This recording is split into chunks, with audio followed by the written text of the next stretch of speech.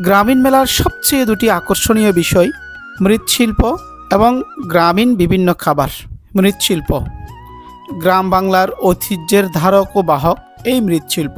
এটি আমাদের আবহমান গ্রাম বাংলার পরিচয় তুলে ধরে। এই শিল্পের মাধ্যমে শিল্পী তার মনের লুকায়িত প্রতিভাকে প্রকাশ করে মাটির বিভিন্ন আকৃতি দেওয়ার মাধ্যমে। এটি আপনার আভিজাত্যের পরিচয়, আপনার রুচির পরিচয় বহন করে।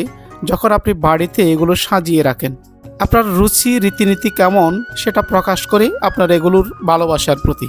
একসময় শ্বশুরবাড়িতে বেড়াতে গেলে একমাত্র নাস্তা হিসেবে নিয়ে যাওয়া হতো বাদাম, সনাবুট, গজা এবং চিত্রে প্রদর্শিত বিভিন্ন আইটেম। তবে যুগের পরিক্রমায় এগুলো আমরা হারাতে বসেছি। তবু এই মৃৎশিল্প রুচিশীল মানুষের ঘর সাজাতে এবং শৌখিনতার প্রকাশ করতে একটি মাধ্যম হিসাবে এখনো জায়গা দখল করে আছে।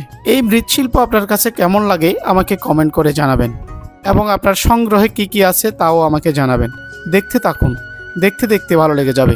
ধন্যবাদ।